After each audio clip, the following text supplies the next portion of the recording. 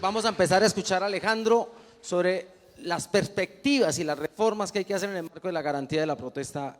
en Colombia. Siga por acá.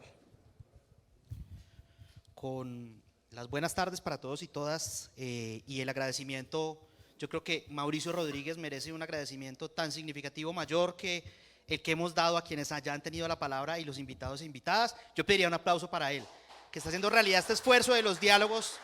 en el contexto del Pacto por el Trabajo.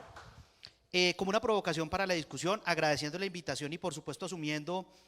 en lo cotidiano, pero también en el terreno del diálogo, del debate, de la investigación, de la diagnosis sobre los problemas del mundo del trabajo desde una perspectiva comprometida con los y las trabajadoras.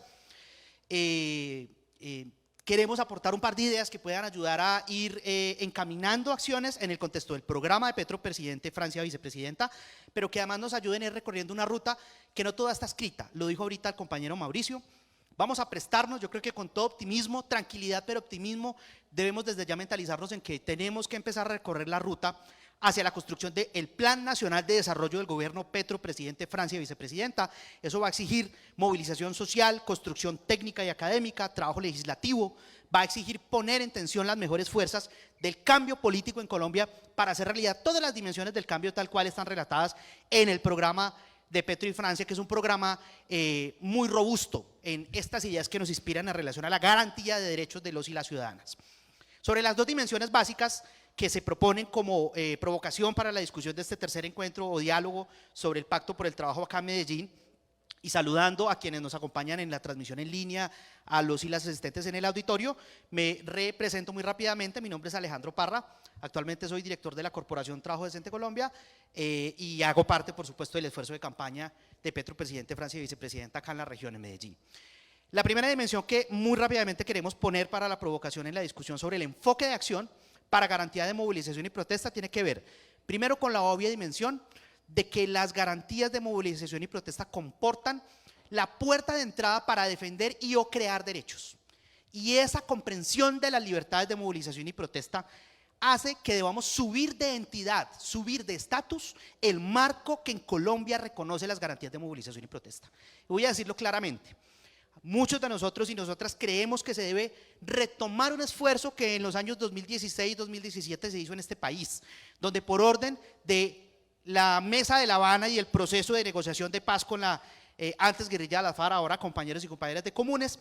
se le dio un mandato a unas organizaciones de la sociedad civil para que ayudaran a construir una ley que tuviera una entidad mayor, que fuera estatutaria, para la garantía de la movilización y la protesta. Ese fue un esfuerzo de casi un año de construcción democrática en las regiones donde los y las sindicalistas tuvieron una voz muy fuerte. Ese insumo está ahí y está vivo. Mucho de lo que se trabajó en ese ciclo de construcción en los territorios está vigente y ofrece un marco interesante para no arrancar de cero la discusión sobre cómo resolver no solamente lo que por defecto tiene que cumplir el Estado colombiano en el contexto de la realización del Estado social y democrático de derecho, de garantía de todas las expresiones de movilización ciudadana en el marco de la legalidad, sino en particular por el contexto de país que estamos viviendo, por ejemplo, a raíz del gran paro nacional del año 2021 y de todo el ciclo de movilización que venimos viviendo durante ya más de un decenio en Colombia, donde todos los sectores de la sociedad se han voz en cuello puesto en la calle a protestar, a movilizarse y han perdido la vida, hombres y mujeres, jóvenes, campesinos, han sufrido cárcel, han visto mutilación ocular, etcétera, que da cuenta de que no tenemos un marco de garantía suficiente, amplio, para las libertades de movilización y protesta. Entonces, un primer enfoque de trabajo que creemos puede ayudarnos a abrir desde ya un camino es el trámite legislativo retomando las ideas que ya hay sobre la mesa. Quise poner este ejemplo del trabajo que se hizo a raíz de las negociaciones de paz, pero por supuesto habrá que actualizarlo y ampliarlo para lograr que en Colombia haya una ley estatutaria que garantice la movilización y la protesta en todas sus dimensiones. Por supuesto, ahí nos tendremos que aplicar a pensar mucho mejor y garantizar la dimensión de lo sindical y lo laboral, donde hay una serie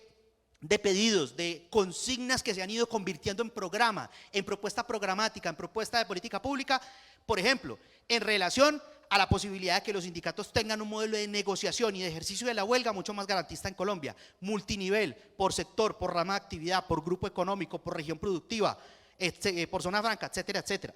que permita ir anudando las tres dimensiones de la libertad sindical bajo un mismo modelo protector. Tú te asocias para negociar mejor y negocias. Cuando eventualmente no tienes acuerdos en la mesa, debes tener derecho a activar, a apretar el botón de la huelga para poder ganar verdadera capacidad negociadora. Como el Tribunal Superior Alemán lo decía en los años 80, muchos líderes y lideresas sindicales, en particular, por ejemplo, nuestro compañero Edwin Palma, a quien saludo también desde este evento, nos lo repite mucho en eventos públicos, este estribillo de ese Tribunal Superior Alemán en los 80, el ejercicio de la negociación colectiva sin ejercicio efectivo de la huelga queda reducido al derecho de mendicidad colectiva.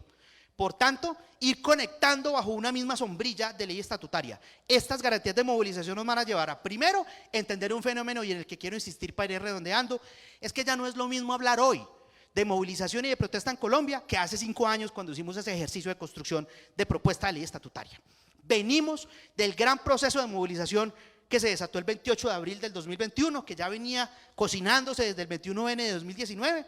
que nos dice de algo. Tenemos que ser capaces de entender esto, y lo llamamos identificándonos con las bases programáticas de Petro y de Francia para que lleguen a la presidencia. Es que el actor social de la movilización en la calle,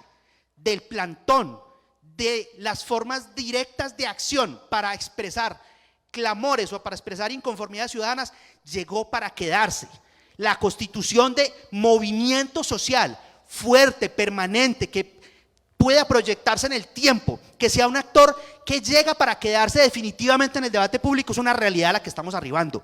La garantía de la movilización y la protesta no debe ser para la excepción cuando alguien se moviliza, debe ser para normar y darle un marco protector de garantías a la regla, y es que los ciudadanos tenemos derecho a expresarnos dentro de casos democráticos y legales cuando sentimos inconformidad frente a cualquier asunto de la vida de los y las ciudadanas, por supuesto incluyendo la conflictividad laboral e incluyendo el papel en la movilización social que han tenido históricamente los sindicatos en Colombia y en el mundo. Y eso, para terminar,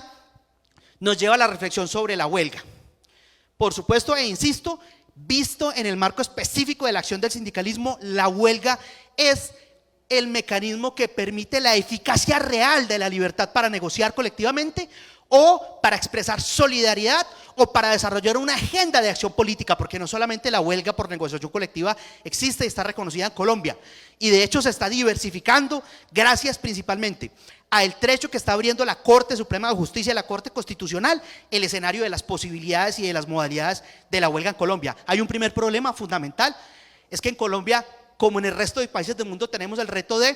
desarrollar y profundizar el derecho a la huelga dentro del marco de interpretación y acción nacional, porque lamentablemente en el escenario de la OIT hay un bloqueo a la revisión de los casos de huelga por iniciativa del grupo de empleadores en la OIT. De hecho, este año cumplimos 10 años de ese bloqueo en la OIT, así que tenemos que movernos en la rada dentro del dominio del debate nacional, de lo que lo garantizan especialmente los artículos 53 y por supuesto 56 superiores, para que la eficacia de la huelga sea real, y tenemos que aplicarnos a entender cómo hacerla realidad en el contexto, y quiero atreverme a responder un par de inquietudes que se plantearon en la ronda de intervenciones. Primero, en relación a que tanto el trabajo decente como los salarios dignos, por supuesto que el ingreso suficiente hace parte del trabajo decente y los objetivos de política de trabajo decente. La posibilidad de ejercer la huelga en medio de un sistema productivo robusto depende por entero del desarrollo económico y productivo. Y en ese sentido puedo decir, y ustedes lo saben, no solamente en su corazón, sino con su convicción técnica y académica, que el programa de Petro y Francia es el programa más robusto en la propuesta de desarrollo económico de país. Solo un país productivo, solo un país que corra el límite de la productividad, que agregue más valor, puede pagar mejores salarios, puede garantizar un sistema ordenado de relaciones industriales, de diálogo social, de negociación y de huelga. Así que ese supuesto, que ya lo damos por entendido en el programa Petro, de un desarrollo productivo mucho más robusto, nos va a permitir abrir las posibilidades, por ejemplo, del ejercicio de la asociación, de la negociación y de la huelga, como las 3 modalidades centrales que sabemos tiene la libertad sindical, y eso ya nos va a permitir meternos en los debates, en las deudas históricas que tenemos con el ejercicio de la huelga en Colombia, insistiendo en que la huelga crea derechos, y esa es la gran virtud de la movilización y la gran virtud de la huelga. Estamos hablando de un derecho que pare, que crea otros derechos, que nos permita solucionar problemas como la excesiva reglamentación sancionatoria cuando una huelga se encuentra ilegal. Colombia tiene una normatividad desequilibrada en ese sentido. Cuando una huelga es declarada ilegal, el sindicato se enfrenta prácticamente al apocalipsis, puede ser liquidada su existencia, se le pueden exigir valores económicos por el supuesto detrimento en el ingreso de la empresa mientras se ejerció la huelga, pueden ser despedidos sin levantar fueros sus directivos, es decir, es el apocalipsis. Tenemos que bajarle a ese asunto, tenemos que tener una reglamentación en casos de ilegalidad que sea garante del derecho y que no sea disuasoria en el sentido, mejor no hagas la huelga porque sabes lo que te puede pasar, que ese es el mensaje que transmito y el código, que abramos la puerta al ejercicio de la huelga, primero diversificada, no solo la huelga contractual o por negociación, sino la huelga política, la huelga de solidaridad, la huelga sociolaboral, la huelga sorpresa y todas las variedades que está ganando ese tejido multicolor de la huelga, y que la puedan ejercer, que puedan ser titulares de la huelga las organizaciones sindicales de segundo y tercer grado, federaciones y confederaciones, como también pueden y deben ser, y de hecho ya lo son en el sector público, por fortuna, titulares de la negociación colectiva. Necesitamos que las organizaciones sindicales en cualquier nivel puedan autoconvocarse para realizar la huelga dentro de cauces y normas bien establecidos, garantistas y democráticos. Este es un tema que nos apasiona a algunos y algunas, podría estar hablando mucho rato acá, pero no quiero ni mucho menos tomar más tiempo de ustedes y de la transmisión. Perdónenme si me apasioné un poco, pero literalmente este es un tema que nos apasiona mucho y quedamos, por supuesto, no solamente incidentalmente en un evento de campaña en Medellín y después nos vamos para la casa pensando en este tema, nos arremangamos para construir en la agenda legislativa, acompañando a la bancada del pacto histórico, en la calle, con los sindicatos, en los territorios, todo el tejido legislativo, normativo, de decretos, de acción ciudadana, de acción del movimiento social para hacer realidad un país con desarrollo productivo inclusivo y que garantice la movilización,